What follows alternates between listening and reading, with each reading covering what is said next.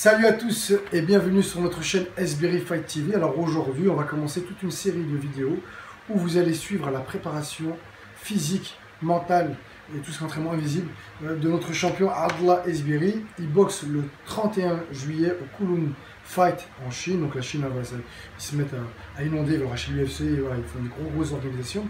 Donc là, vous vous situez dans notre salon VIP au sein de notre club, à Team SBRI. Donc on a aménagé un petit coin sympa.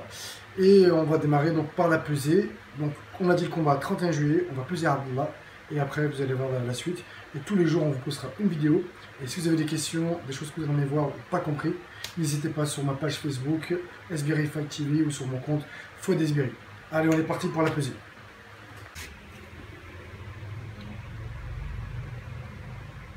« 70, 300, ouais, 5 kilos à perdre. » On va essayer un petit peu de décomposer donc tout ça.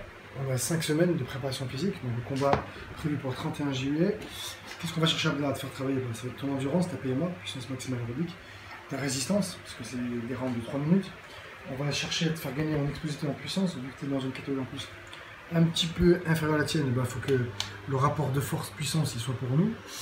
On va bien évidemment te faire travailler ta vitesse gestuelle, technique, donc le réglage, ce qui va être dans le domaine de la stratégie. Et comme d'habitude, on va lui faire bosser son mental, une machine guerrier, Son Goku, c'est notre tour. Donc la préparation physique, on va la diviser en 3 phases.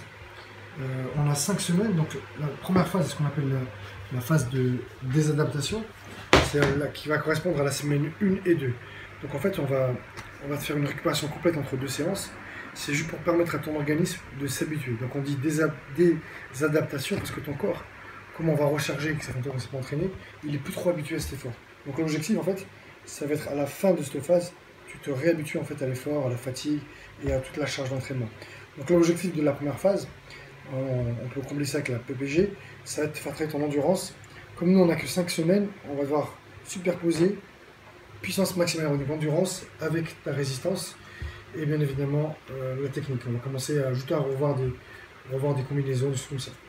La deuxième phase, elle correspondra à la semaine 3. Et là, c'est ce qu'on appelle la phase d'adaptation, la semaine que tu connais. C'est là où ton organisme, maintenant, il est habitué en fait, au stress des entraînements. Et va donc, lors de la semaine 3, l'objectif là, maintenant, c'est de travailler essentiellement ta résistance, ton explosivité. Et d'un point de technique, là, c'est là où on applique la stratégie et les réglages. Et après, la troisième phase, ce sera la phase de surcompensation. Où là, ça sera juste pour soulager en fait, ton organisme, qui correspondra à la séance 4 et 5. Et là, on va plus chercher à travailler la vitesse, la puissance, et continuer sur des réglages techniques. Donc on a 5 semaines. Donc ce soir, on commencera par le travail de PMA en piste. Et ce qu'on a vu avec Smaïn, c'est qu'on va te faire un entraînement à l'ancienne.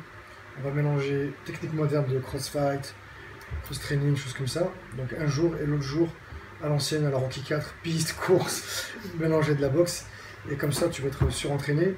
Voilà, la préparation, on l'a fait aussi avec Yasser, et Vilgaray, ton ancien adversaire, qui est aussi dans le combat de Réunion, et Yanis. Voilà. Donc ça, c'est pour la planification. Donc 3 phases, désadaptation, adaptation, surcompensation. Voilà pour les objectifs. La perte de poids, on a vu, ça, on verra ça plus tard. Et là maintenant, ce que je propose qu'on fasse, c'est que ce mail commence à noter. Toi, tu vas juste regarder ton adversaire. À la fin, tu me dis ce que tu en penses, ce que tu as remarqué, ses points forts, ses points faibles, mais je sens prendre des notes. Semaine, tu vas t'occuper de ses points forts. Moi, je vais m'occuper de regarder juste ses points faibles. On va essayer de regarder comme ça 2-3 vidéos. Voilà, et en général, 2, 3, 4 vidéos. La signature du gars ne change jamais. Si le mec c'est un offensif, il restera toujours offensif. Si le mec c'est un défensif, il restera toujours défensif. Après, il peut modifier sa stratégie. Et surtout, son point fort, c'est que le mec met beaucoup de low kick. Voilà, ça reviendra dans tous les combats. S'il est grand en taille, sa morphologie nous indiquera toujours tout ce qu'on suit. Donc là, on va décomposer.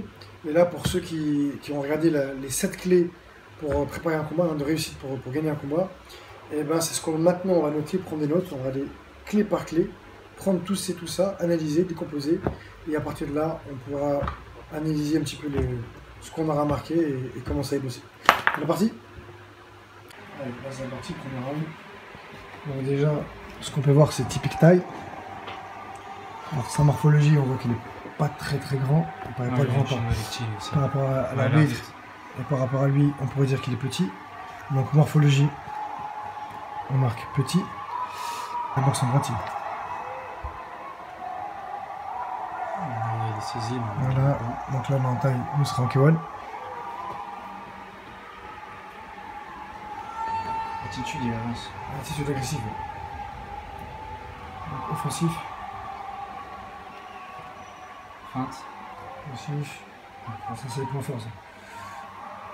Agressif.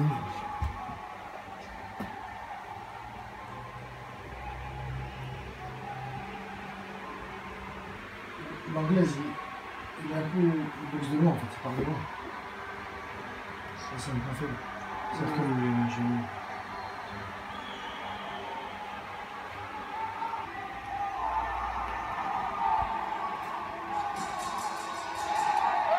Il commence souvent par la droite.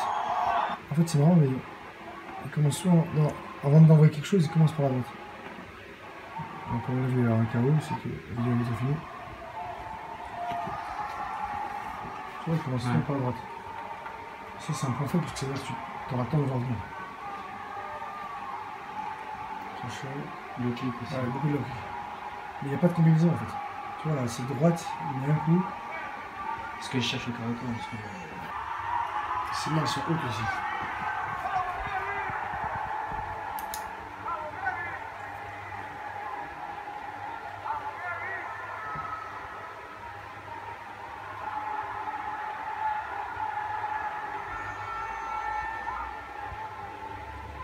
Donc là, textement en vrai déjà sur ce combat, on a déjà pas d'éléments déjà.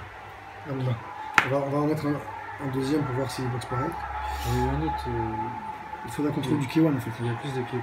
Ouais, parce que là c'est Ouais, c'est celui-là. C'est celui-là.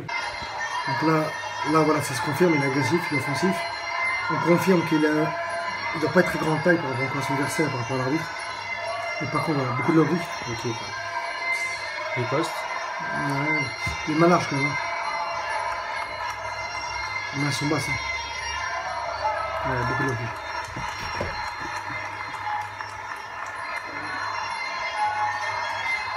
Il est ouvert au corps. Les mains, ouais, il les monte vachement haut. Donc il a boxe à distance, décalage. Barrer les lignes au corps.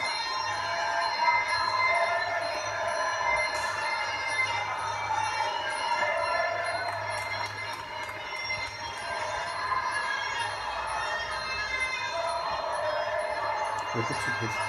Non, et puis il n'y a pas d'enchaînement. Oui, c'est ou que l'anglaise, ou les jambes, il n'y a pas en combinaison. Par contre, il est super agressif. Et il a touché derrière le dos. Ouais, touché dans le dos. Ah, il aime bien le low kick. Hein. Il est ouvert. Mais ses mains sont vachement basses. Ouais. Donc lui là, il faut l'anglaise, il faut que ça déroule.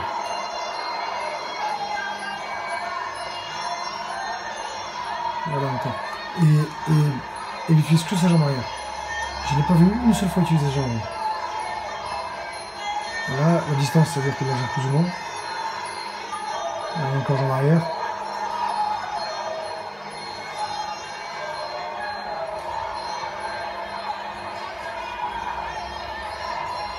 Regarde là, donc là maintenant c'est bon, on a vu le combat. Qu'est-ce que toi t'en as pensé?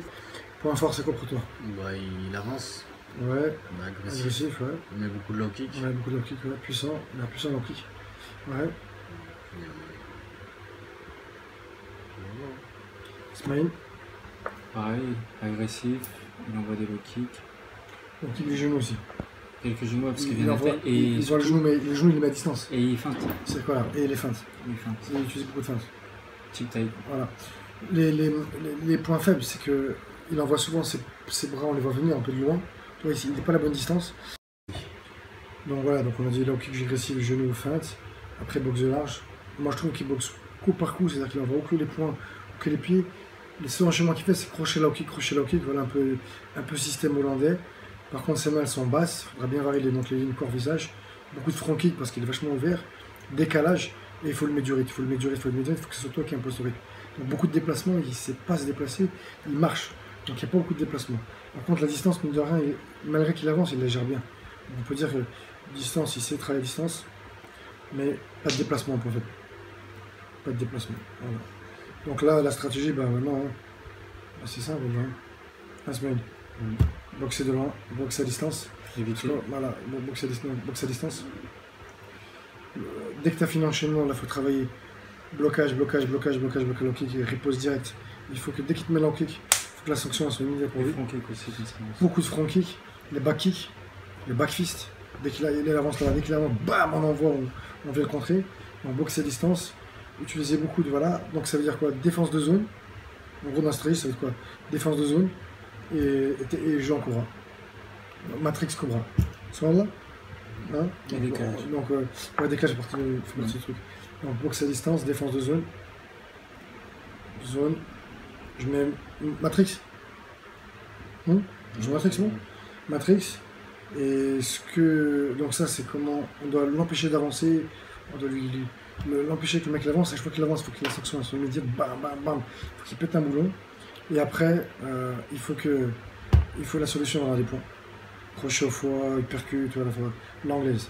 Donc là, un bon trait en anglaise, déjà à distance, et dès qu'il est prêt, il faut Mac Tyson. Tyson, il faut que ça carbure corps visage. Voilà, et ben maintenant c'est bon. Donc là on a fini. Donc là on va vous résumer ce qu'on a fait aujourd'hui à Karbala avant de commencer l'entraînement. Donc ça c'était l'avant-entraînement. Donc on a décomposé sa planification. Donc on répète, on l'a divisé en 3 phases. On appelle ça la phase, donc les phases de surcompensation. Donc la première c'est phase de désadaptation. Ça permet voilà, de permettre à son corps de s'habituer. Donc dans un premier temps on dit désadaptation parce qu'il n'est pas habitué son organisme aux entraînements. Deuxième phase, ça sera la phase d'adaptation parce que là maintenant son organisme après 2 semaines il sera préparé, habitué à l'effort, à la fatigue, d'accord, et aux charges d'entraînement. Et la troisième phase c'est ce qu'on appelle la phase de surcompensation. Donc là on diminue un petit peu les charges, voilà, on diminue tout pour que le corps ait le temps réellement de s'assimiler et de faire ce qu'on appelle un rebond. Voilà, de bien récupérer et d'emmagasiner tout ce qu'il a travaillé pour que le jour J, il soit à 200%. L'erreur que font beaucoup de gens, c'est qu'il y en a, ils se préparent même la veille du combat. En général, on dit qu'il faut 3 jours minimum d'arrêt total, hein, ou du shadow vraiment light. 1 semaine, c'est bien, mais la semaine d'avant, déjà, il faut commencer déjà un petit peu à désembrayer. Si vous avez eu le temps, bien sûr. Des fois, on sait que la boxe, on vous appelle 15 jours avant, 3 semaines avant, donc c'est pas évident. Donc après, il faut faire des choix stratégiques. Parce qu'on doit bien se préparer physiquement au risque d'être fatigué, mais au moins d'être sûr qu'il soit prêt, ou inversement. Après, c'est à vous de voir. Donc voilà, on a fini. Le poids, bon, maintenant, il faut qu'on fasse toute une planification au niveau de son régime alimentaire. Et puis maintenant, on dit rendez-vous ce soir pour l'entraînement. Et voilà. Et ben, à ce soir, c'est Manu, ce soir, 8h30. Let's go.